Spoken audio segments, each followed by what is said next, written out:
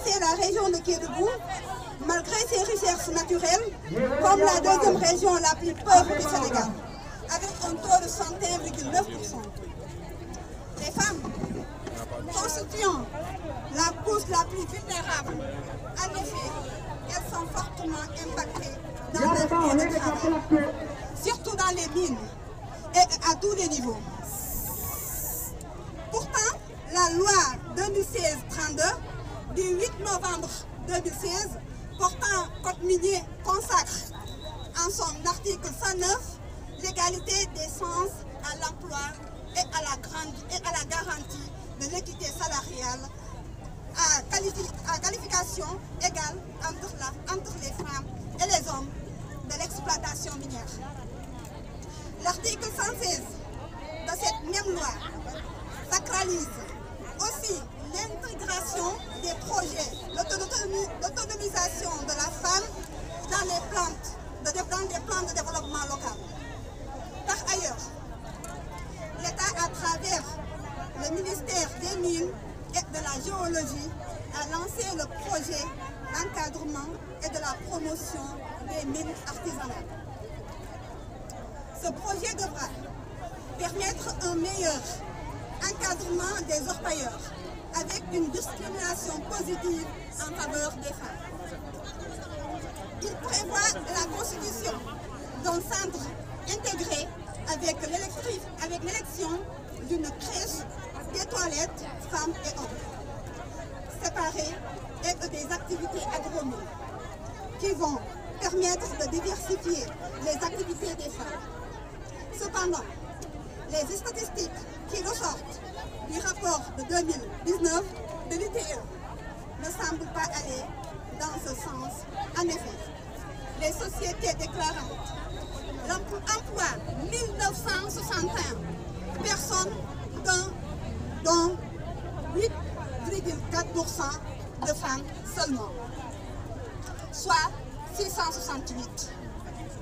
Et au niveau de leur péage traditionnel, où le travail est plus précaire, plus difficile et plus dangereux, il a été estimé que près de 50% de la main-d'œuvre est constituée de femmes et de 6% d'enfants.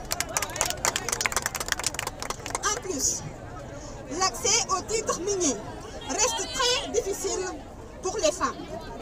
En 2019, les femmes ont bénéficié de 2 titres seulement, sur un total de 85 délivrés, soit 2,2%. Et en 2020, 55 titres sont délivrés au total, dont 5% pour les femmes, soit 9% seulement. C'est dans ce contexte que le réseau national des femmes travailleuses du Sénégal, RENAFES, avec Women in Mining, en collaboration avec Women in Mining, organise cette caravane régionale pour sensibiliser les populations contre les violences faites aux femmes et aux filles dans cette localité afin de vulgariser le droit des femmes dans les mines. Nous demandons à l'État de s'engager à veiller au respect scrupuleux du code minier, mettre en place des politiques de discrimination positive à l'égard des femmes. Pour l'accès à la terre et aux titres miniers, d'octroyer un quota de 2%, un quota annuel de 2% du fonds minier en faveur des femmes et des jeunes pour une autonomisation financière. Améliorer les conditions de travail des femmes dans les mines. Concrétiser le plus rapidement possible le projet d'encadrement et de promotion, et le retrait des enfants dans les mines. Inclure les femmes dans les recherches de stratégies de prévention sur les violences qu'elles subissent dans les mines. Faire de la promotion des femmes dans les mines une réalité pour leur permettre d'occuper des postes stratégiques clés.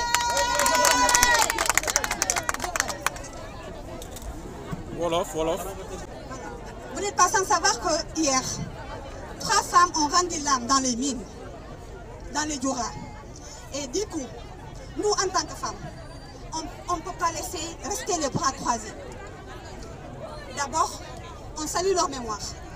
Et aussi, vous n'êtes pas sans savoir qu'une dame conseillère handicapée a été violentée par un homme de tenue. Oui, elle a été violentée. Elle a été torturée. Ils ont cassé son portable. Alors on s'est dit, il est temps qu'on mette terme à toutes ces violences. Il est temps qu'on se bat en tant que femmes. Que les hommes puissent respecter les femmes. Que les hommes de tenue puissent respecter les femmes. Nous sommes vos sœurs. Nous sommes vos mères. Nous ne sommes pas vos ennemis. Essayez de nous protéger. On se confie à tous les hommes du Sénégal. Aujourd'hui, vous entendez parler de la masculinité positive. Alors, positivez cette masculinité. Les femmes sont là, tout le temps violentées. Elles meurent. Les femmes qui sont surtout dans les Dioura, qui sont en train de mourir à petit feu. Parce que vous n'êtes pas sans savoir que le mercure qu'elles utilisent est néfaste pour la santé. Les 2%? Pour les 2%. Nous avons dit que nous ne va pas être exagérés. Nous n'avons pas demandé 5%, ni 10%, ni 30%.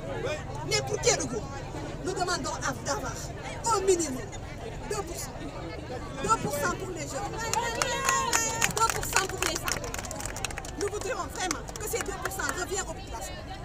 Par an, je dis bien, la manière dont on distribue les fonds pour les associations, c'est de cette même manière que nous voudrions qu'on distribue les hommes porteurs de projets et les femmes porteuses de projets, qu'on puisse les aider à être autonomes, à les financer, à les former et à les encadrer.